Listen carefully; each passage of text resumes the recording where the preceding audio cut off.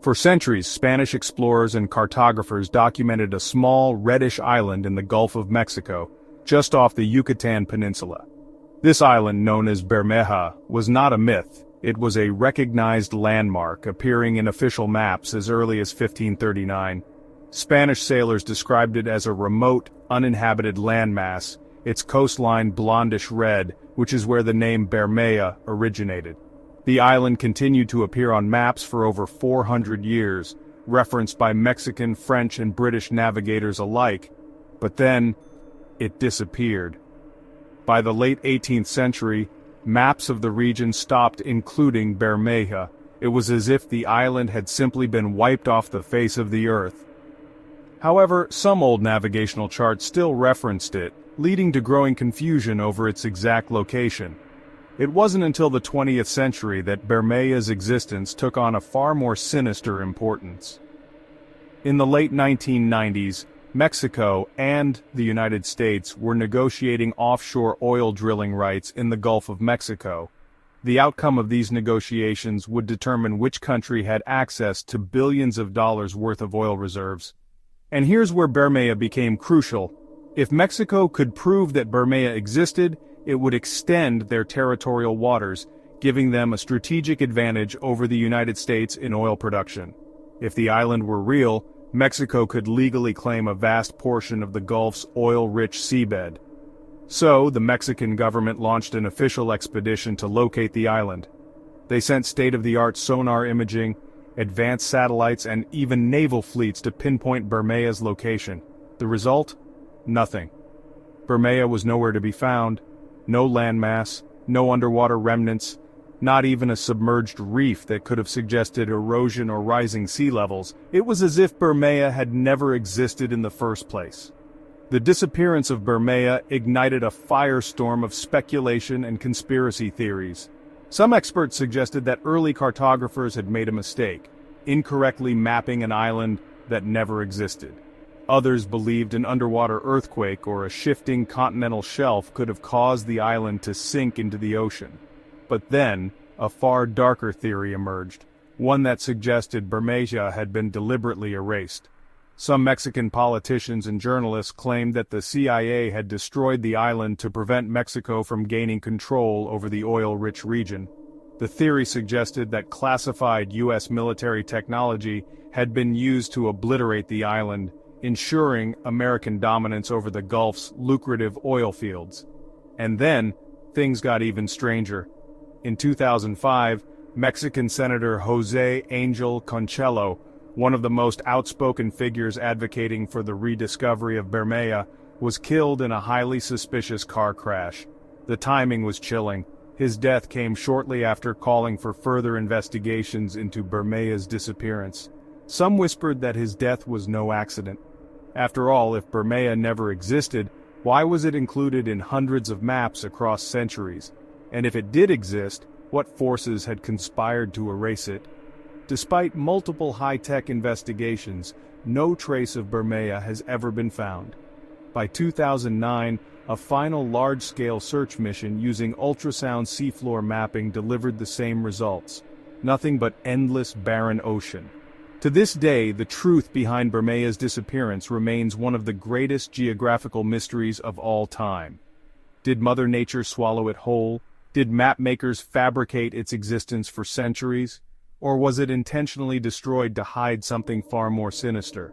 One thing is certain, Bermeja is gone, and it's never coming back. There is a bridge in Scotland where dogs leap to their deaths. No hesitation, no warning, they simply jump. For over 80 years, hundreds of dogs, some say even thousands, have leaped from the Gothic-style Overton Bridge in Dumbarton, Scotland, plunging 50 feet to the rocky gorge below. Some survive the fall only to climb back up and jump again. What unseen force compels these animals to end their lives? And why do only certain breeds seem to be affected? Locals believe the bridge is cursed. But cursed by what? Overton Bridge was built in 1895 and leads to the Grand Overton House, a Victorian manor shrouded in legend. It seems ordinary at first glance, just another old bridge stretching over a forested gorge. But the strange deaths began in the 1950s, a disturbing pattern that continues to this day. Most of the dogs that jump are long-nosed breeds such as Labradors, Collies, and Retrievers. They walk across the bridge like any other day, then suddenly bolt toward the edge and leap. What's even more terrifying, some survive the initial fall, only to run back up to the bridge and jump again, as if possessed. Some reports claim that the number of dog deaths is as low as 100, others say it's in the thousands. But one thing is certain, dogs are drawn to this bridge like moths to a flame. The question is, why? The Scottish Highlands are steeped in Celtic legend, and Overton Bridge is no exception. One of the oldest beliefs is that the bridge is located at a thin place, a mystical boundary where the veil between the living and the dead is weaker. Some say spirits wander freely in these places, whispering in the wind, calling out to the lost and the vulnerable. Many believe Overton Bridge is haunted by the White Lady of Overton, the restless ghost of a grieving widow. In the early 1900s, a woman lived in Overton House waiting for her husband to return from war. But he never did. Heartbroken, she wandered the estate, sobbing, until, according to legend, she threw herself from the bridge. Some say her ghost still roams, reaching out to anything that crosses the bridge. But the strangest part? The dogs that jump to their deaths almost always leap from the same exact spot. Is it possible they are sensing something that humans cannot? In 1994, tragedy struck Overton Bridge, not with an animal, but with a child. A local man, Kevin Moy, walked to the bridge carrying his newborn son. In an act of unimaginable horror, he threw his baby over the edge. His reasoning? He claimed the child was the Antichrist. Moy later stated that he had been overcome by an evil force on the bridge, something that had commanded him to sacrifice his son. Locals began to fear the bridge more than ever. They believed it demanded sacrifices, first animals, then humans. Even today, those who visit Overton Bridge report feeling a sudden intense urge to jump. Some describe it as a pulling sensation. Others hear whispers. Whatever the case, people avoid the bridge at night. Skeptics argue that the bridge's dark reputation has nothing to do with spirits or curses, but rather a perfectly rational explanation. In 2006, an animal behaviorist named Dr. David Sands investigated the bridge. His theory: the gorge below Overton Bridge is home to minks, which emit a strong, musky scent. Dogs, especially long-nosed breeds, are highly sensitive to smells, and from their perspective, the scent could be so overwhelming that they instinctively chase after it, without realizing the danger ahead. There's also the bridge's design. The walls of the bridge are high and tapered, so from a dog's point of view, it may look like open ground, tricking them into thinking they can run forward safely. However, this theory has holes. If the dogs are simply chasing mink scents, why only at Overton Bridge? There are plenty of places in Scotland with mink populations, but no similar reports of mass dog suicides. Why do some people also report feeling an urge to jump? Humans aren't drawn by scent the same way animals are. And why do dogs sometimes survive the fall, only to run back up and jump again? The scientific explanation feels incomplete. Even today, mystery surrounds Overton Bridge. Many locals refuse to cross it alone. Visitors report hearing whispers and seeing shadows moving in the mist. Some say that even standing on the bridge feels wrong, as if something is watching from the trees below. And the deaths, they haven't stopped. As recently as 2021, a dog named Ginger, a golden retriever, leapt to her death from the same exact spot.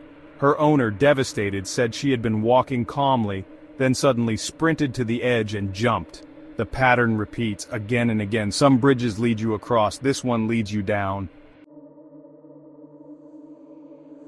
What lies beneath us? For centuries, humans have gazed up at the stars, longing to explore the unknown. But while we dream of reaching the heavens, there is another, far more terrifying mystery waiting beneath our feet. In the 1970s, the Soviet Union launched an experiment so daring, so ambitious, that even today, the results remain shrouded in mystery. Their goal? To dig deeper into the earth than anyone ever had before. What they found should never have been disturbed. During the height of the Cold War, the United States and the Soviet Union were locked in an arms race, a space race, and an intelligence war. But there was one battle most people never heard about: the race to dig as close as possible to the Earth's mantle. In 1958, the United States launched Project Mohole, an attempt to drill through the ocean floor into the Earth's mantle. But after 8 years and millions of dollars spent, the project was abandoned due to budget cuts. Then, in 1970, the Soviets took their turn.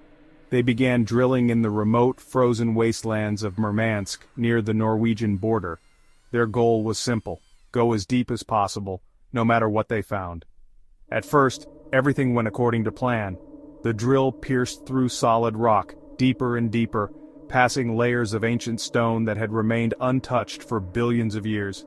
By 1989, the Soviets had dug over 40,230 feet, more than 7.5 miles into the Earth, the deepest hole ever made by humankind.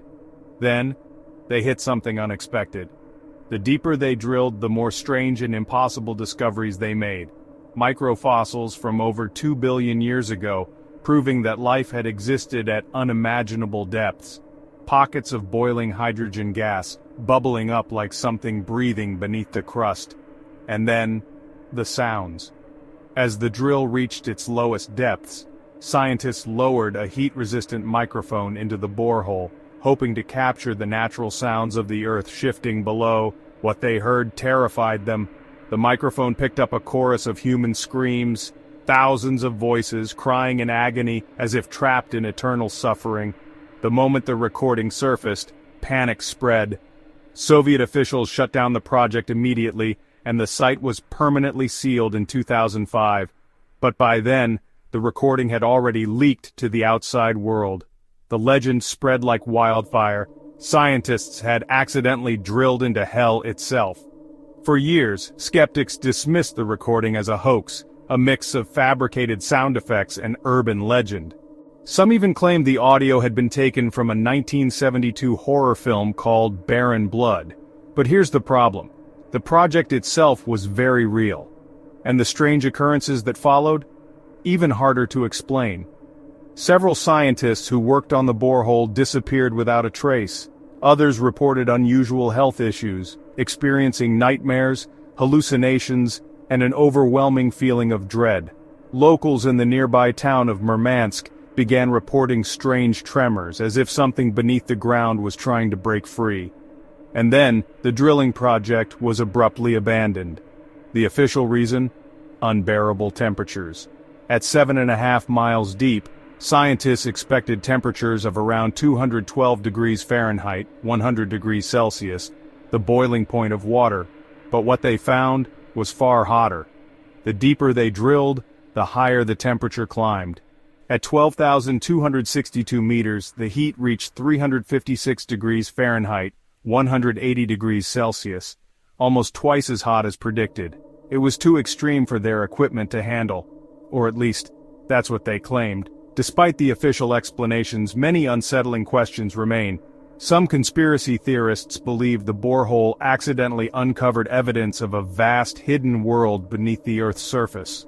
This theory suggests that ancient civilizations or even non-human entities live within massive underground caverns. If true, could the sounds recorded from the borehole have come from something or someone trapped below?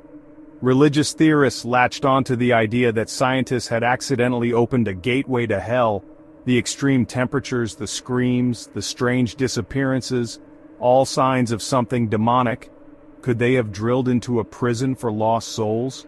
Skeptics argue that the noises were simply shifting rock formations, with the high temperatures being due to natural geothermal activity, but even they struggle to explain why other deep drilling projects around the world have never produced similar recordings, and why, to this day, does no one dare to reopen the site. The Kola Superdeep Borehole is still there, deep in the Arctic wasteland, sealed under a rusting metal cap. It is the deepest hole ever drilled by humankind, but it is also the most abandoned. No further expeditions have been attempted. No new drilling projects have gone as deep. as if something down there does not want to be disturbed. In the remote wilderness of Irkutsk, Siberia, lies a geological anomaly that has baffled scientists, terrified locals, and fueled some of the most bizarre conspiracy theories of all time. It's called the Kolpakov Cone, a crater unlike anything else on Earth. At first glance, it looks like the remnants of a meteor impact. But there's a problem. No meteorite fragments have ever been found. No signs of volcanic activity. No clear explanation for why this 140-foot-tall mound with a massive crater in the center even exists. And yet, something strange is happening here. The trees surrounding the crater grow faster than normal, as if exposed to radiation or unnatural energy. A phenomenon eerily similar to what was observed after the Chernobyl disaster. Locals refuse to go near it. They call it Fire Eagle's Nest, believing it holds a terrible power, and those who disobey the warnings tend to disappear. In 1949, a Russian geologist named Vadim Kolpakov stumbled upon the crater while surveying the dense Siberian forest. What he found defied logic. The crater was perfectly circular, almost as if it had been carved from above. The edges of the mound were smooth and curved, unlike any natural landslide or erosion pattern. The center contained an odd raised dome, resembling an eagle's nest protecting an egg. Kolpakov had expected to find a meteorite impact site, but there was no evidence of an asteroid strike. No scattered debris, no underground metal deposits, nothing that could explain how it formed. But what disturbed him the most was the reaction of the local Yakut people. As Kolpakov examined the crater, the indigenous Yakut hunters watched from a distance, silent, afraid. They warned him not to go near it. They called it the nest of the fire eagle, a sacred place touched by something beyond human understanding. According to legend, a great fiery bird once landed there, bringing destruction and death. The ground cracked open, the trees burned, and the land was left scarred forever. Many who approached the site, they said, never returned. Kolpakov dismissed the warnings as superstitious nonsense. He climbed the mound, determined to find scientific answers, but he found nothing. No meteorite fragments, no signs of volcanic activity, just an unnerving silence that hung heavy in the air, as if the very land was watching him. And then, the disappearances began. Over the years, multiple expeditions attempted to uncover the mystery of Kolpakov Cone. Most returned with more questions than answers. But some never returned at all. In 2005, an experienced researcher leading a scientific investigation died suddenly of a heart attack just days after reaching the crater. His colleagues, shaken and disturbed, abandoned the expedition. Coincidence? Or was something else at work? Even today, locals refuse to go near it. They tell stories of hunters who entered the area and never came back. Their bodies were never found. The few who have dared to venture closer report strange phenomena, an overwhelming sense of unease, a feeling of being watched, and unexplained headaches and dizziness. It was as if the crater itself was rejecting them. Despite decades of research, scientists still have no definitive answer for how the Kolpakov Cone was formed, but that hasn't stopped theories from emerging. One of the most obvious explanations is that the crater was caused by a meteorite impact, but there's a problem. No evidence of an actual meteorite has been found. Unlike other craters, there's no melted rock, no impact debris, no shockwave residue. The mound in the center of the crater is too smooth, unlike typical meteorite impact sites which tend to be more chaotic. If a meteor caused this, then where did it go? Another hypothesis is that the crater was formed by an underground explosion of methane gas, similar to the Siberian sinkholes that have appeared in recent years.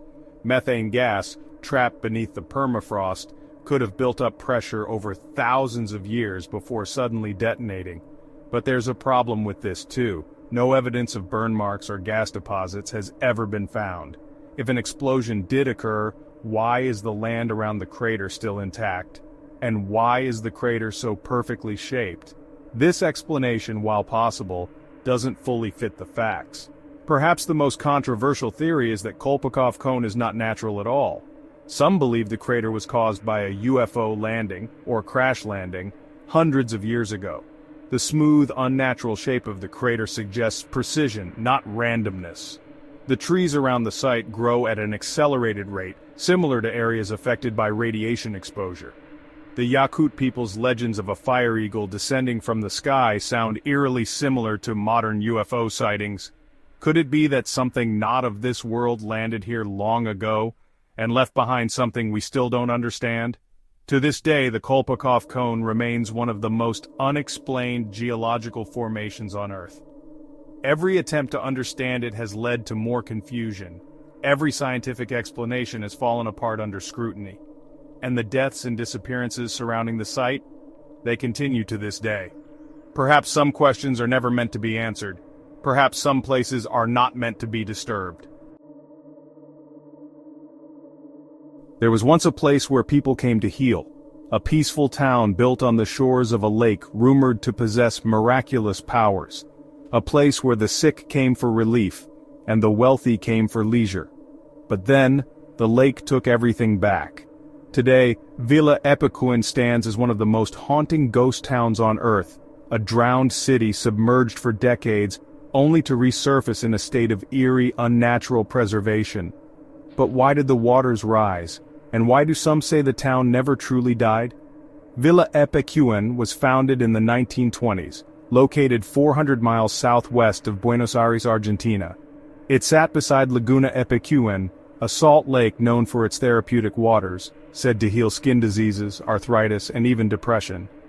The lake's salt levels were 10 times higher than the ocean's, allowing people to float effortlessly, much like the Dead Sea. By the 1970s, the town had become a thriving resort destination. Wealthy visitors from Buenos Aires arrived by train, seeking a retreat of luxury and healing. Elegant hotels lined the lake's edge. Restaurants, theaters, and spas catered to thousands of tourists each season. The town's permanent population grew to over 1,500, with space to accommodate 5,000 visitors at its peak. It was a place of hope, rejuvenation, and prosperity.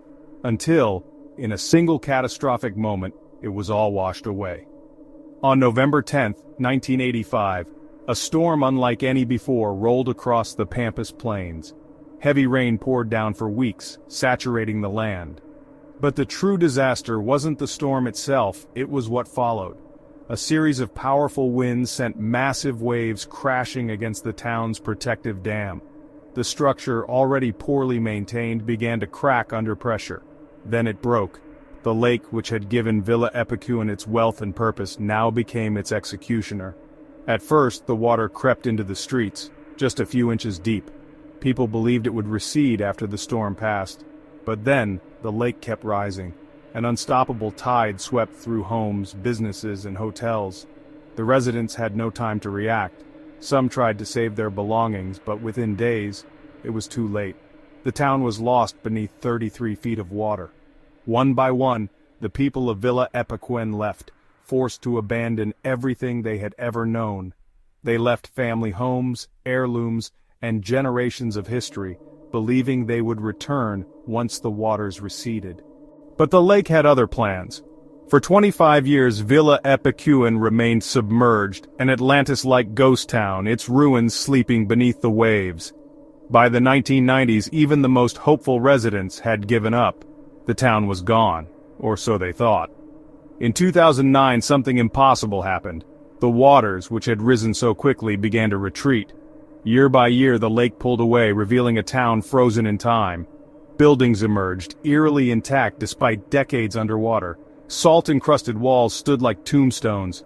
A rusted Ferris wheel, once filled with laughing children, now sat motionless in the eerie silence. The remains of a railway station, once bustling with tourists, stood in eerie stillness. The water had stripped the town of color, leaving behind a landscape of ashen ruins, bleached by salt and decay. But one thing was even stranger. Among the wreckage, one man returned. When the town resurfaced, it was empty, lifeless. But then, in 2011, a figure was seen walking among the ruins. His name was Pablo Novak, an elderly man, then in his 80s. He had once lived in Villa Epecuén as a young man, and when it was destroyed, he had lost everything. But unlike everyone else, he never truly left. While the rest of the world moved on, Pablo waited, and when the town rose from the depths, he came back. For years, Pablo lived alone among the ruins, refusing to leave, tending to a small shack among the wreckage. He became the last resident of Villa Epecuén, the sole keeper of its forgotten history. Some called him a ghost of the past. Others wondered why he stayed. When asked, Pablo would simply say, "I never wanted to leave in the first place." Pablo Novak passed away in 2024 at the age of 93. Now, Villa Epecuén is truly abandoned. Or is it? Even though no one officially lives in Villa Epecuén anymore, visitors report strange occurrences among the ruins, shadows moving in the empty streets, faint whispers carried on the wind, as if the town is telling its story to those who listen. Some tourists claim to have seen figures standing in doorways only for them to vanish when approached. Could it be that the town remembers its past? Some believe the land is cursed, that the lake itself is a vengeful entity, giving and taking life as it pleases. Others say that Villa Epecuén is waiting for the lake to rise once more. Deep in the Brazilian rainforest, an abandoned highway stretches into nowhere. A forgotten project, left to decay in the wild. But why? In the 1960s, the Brazilian government began constructing the Viaduct Petrobras, an ambitious highway intended to connect Rio de Janeiro with São Paulo. Engineers worked for 16 years, carving tunnels, laying roads, and building massive concrete bridges. Then, without warning, the project was abandoned. Officially, the government changed plans due to economic struggles, diverting the highway to a different route. But to this day, the Viaduct Petrobras remains eerily intact. Miles of road, bridges, and tunnels leading to nowhere. Nature has begun to reclaim it. Massive trees grow through the pavement, vines curl around abandoned machinery, and deep within the tunnels, something stirs. Locals refuse to go near the viaduct at night. They tell stories of phantom cars, headlights appearing in the distance, only to vanish into thin air. Some even claim to hear footsteps echoing through the empty tunnels, though no one is there. Could it be the spirits of the workers who never made it out? Or something else that calls this forgotten road home? Some places are lost to time, others are lost to something darker. Do you believe these locations are simply abandoned? Or do they hold secrets no one is meant to uncover? Tell us in the comments, which of these 6 places disturbed you the most? And if you want more chilling mysteries from the shadows of the world, subscribe now, because the unknown is waiting.